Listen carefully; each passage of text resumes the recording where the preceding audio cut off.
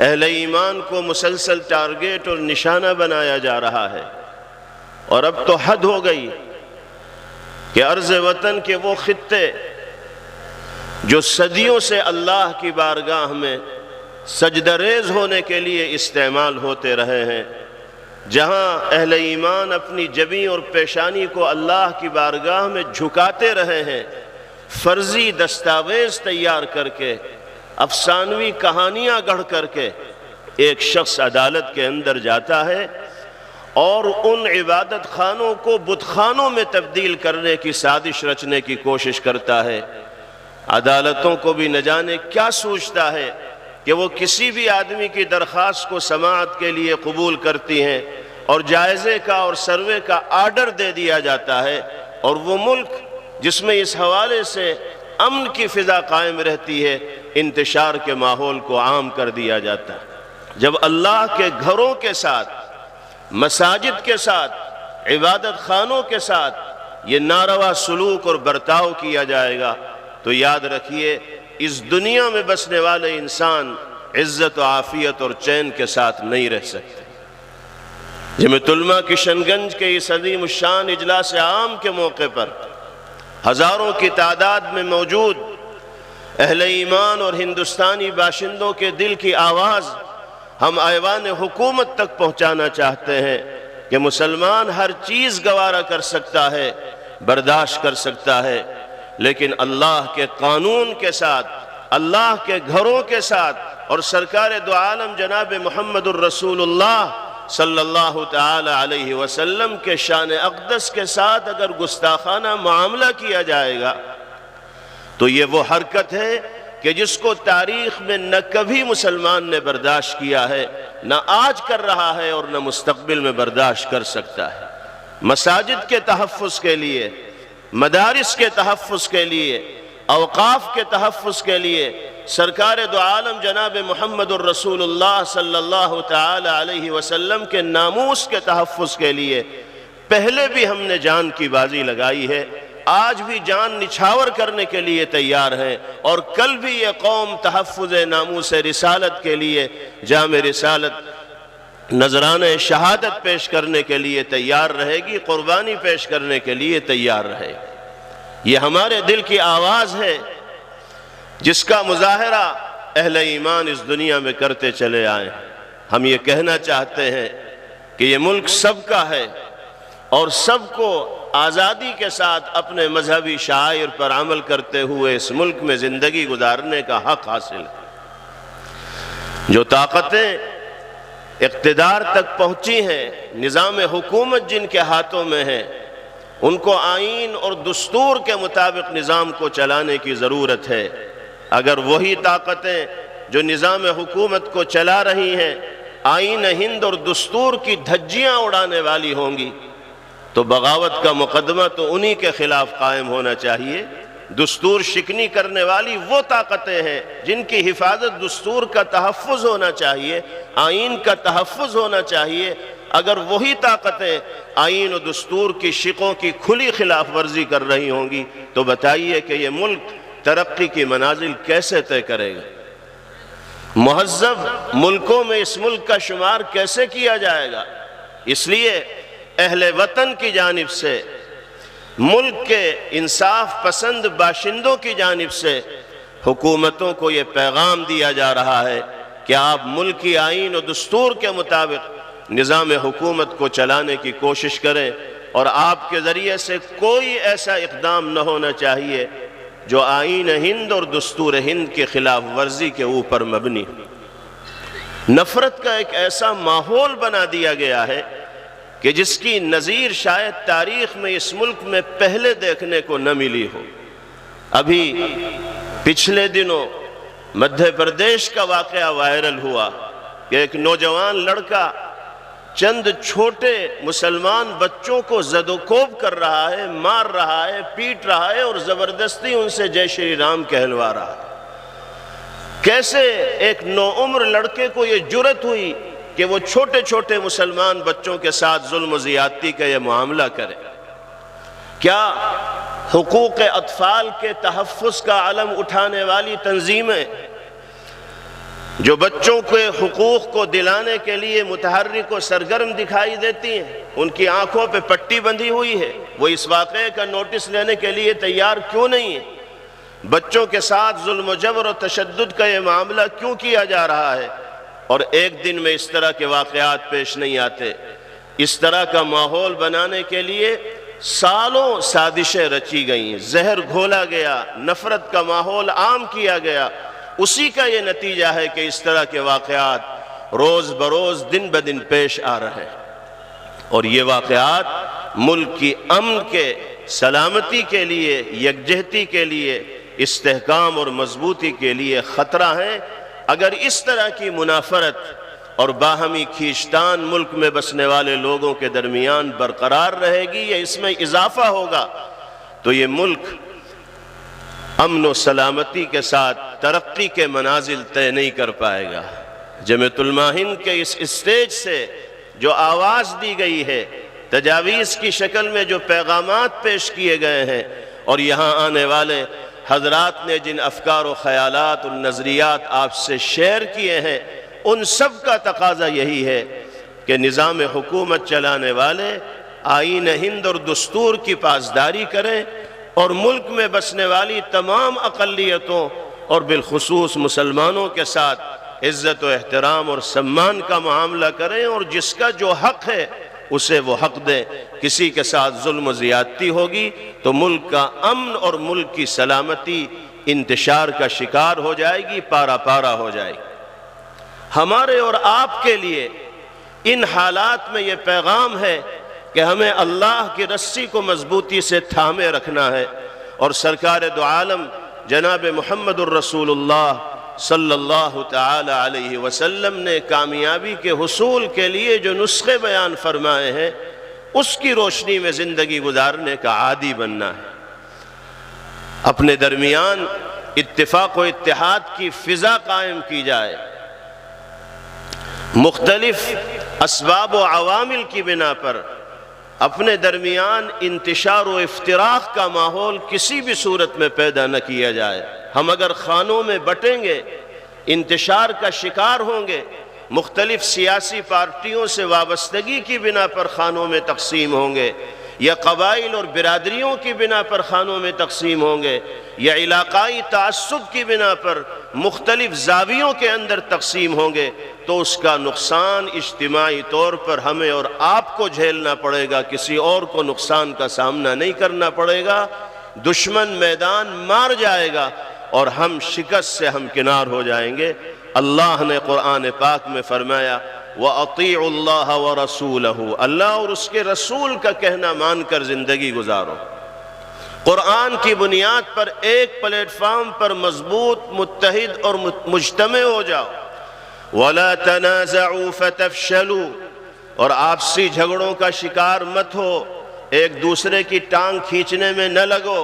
ایک دوسرے کی ترقی سے کڑھن محسوس مت کرو۔ اگر تم آپسی اختلاف و انتشار اور تنازعات کے شکار بنو گے، فَتَفْشَلُوا، تو ناکامی تمہارا مقدر بن جائے گی، وَتَذْهَبَ رِيحُكُمْ، اور تمہاری ہوا اکھڑ جائے گی، تمہارا وجود رسمی وجود بن کر رہ جائے گا، حقیقی وجود کی دولت سے تم محروم ہو جاؤ گے۔ وَاصْبِرُوا، جم جاؤ، دین پر استقامت کا مظاہرہ کرنے والے بنو، شریعت و سنت کے تقاضوں پر عمل کرتے ہوئے زندگی گزارو۔ ان اللہ مع الصابرین، اللہ کی نصرت و مدد انہی خوش نصیب لوگوں کے شامل حال ہوتی ہے جو اللہ اور اس کے رسول صلی اللہ علیہ وسلم کی مرضی اور منشا کے مطابق زندگی گزارتے ہیں۔ میرے بھائیوں، بزرگوں، جو حالات بھی ہمارے اس ملک میں ہیں یا ساری دنیا کے اندر ہیں،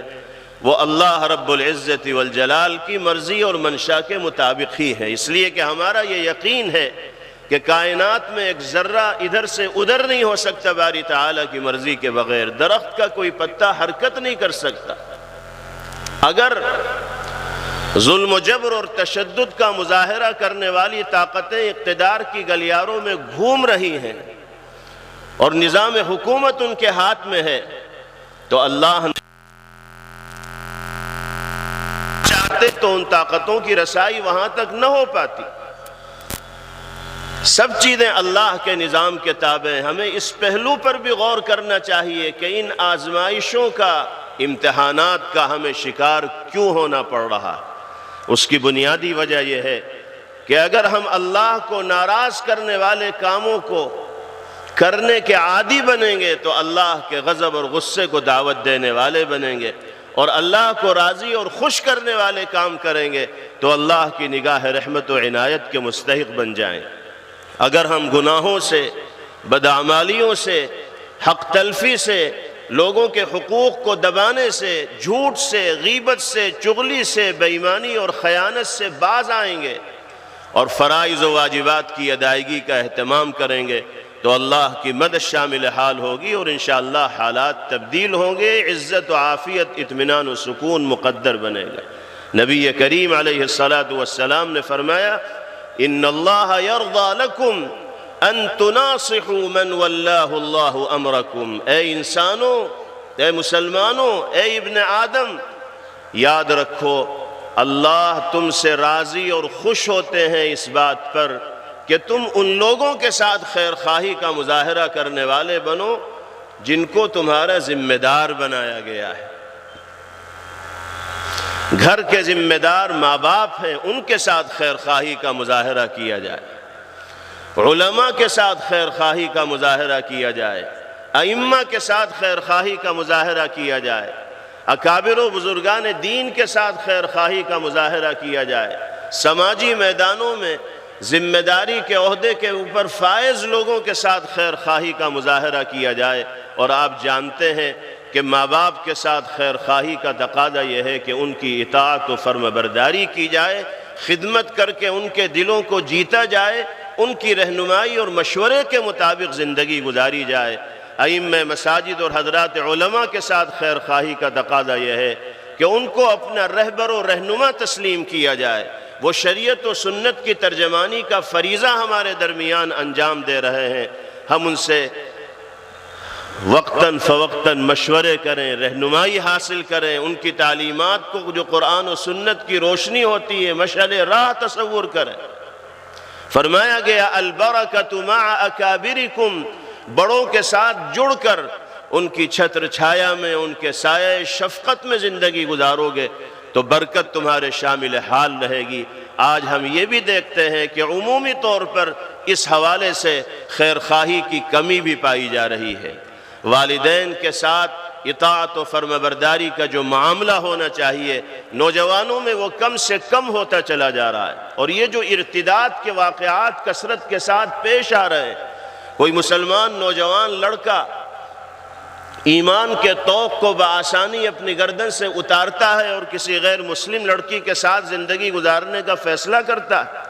یا کوئی مسلمان لڑکی کسی غیر مسلم لڑکے کو اپنا شریک حیات اور رفیق زندگی بآسانی بناتی ہے اور اپنی زندگی کا خود فیصلہ کرتی ہے، نہ باپ کی ہدایت ان کی نگاہ میں کوئی وقت رکھنے والی، نہ ماں کے مشورے کو وہ اہمیت دینے والے، خود سری اور بغاوت کا ایسا جذبہ کہ منمانی کے لیے وہ قرآنی اور نبوی ہدایات کو بھی پس پش ڈال دیتے ہیں اور والدین کی تعلیمات کو اور ان کے احکامات کو بھی نظر انداز کر دیتے ہیں۔ یہ صورتحال اسی لیے پیش آ رہی ہے کہ فیصلے خود کیے جانے لگے ہیں اور والدین کی اطاعت و فرم برداری جو ذمہ داری اور فریضہ ہے اس سے روگردانی کی جانے لگی۔ ذمہ داروں کی بھی یہ ذمہ داری ہے کہ وہ اپنے گھر کے اندر ایسا ماحول بنائیں کہ اس ماحول میں پروان چڑھنے والے بچوں کے رگ و ریشے میں دین و ایمان کی عظمت و اہمیت اس درجہ راسخ ہو گئی ہو کہ وہ دنیا کے کسی بھی موڑ پر چلے جائیں، کیسے ہی حالات کا سامنا کریں، لیکن اپنے ایمان کا سودا کرنے کے لیے تیار نہ ہوں۔ یہ اسی وقت ممکن ہے جب بچپن ہی سے بچوں کی دینی اور ایمانی ماحول میں تربیت کی جائے گی اور اسی ماحول میں ان کو پروان چڑھایا جائے گا، مکاتب کا قیام ہو، ان سے اپنے بچوں کو جوڑا جائے، مدارس سے بچوں کو جوڑا جائے اور ہر طرح کی تعلیم کے زیور سے آراستہ و پیراستہ کیا جائے۔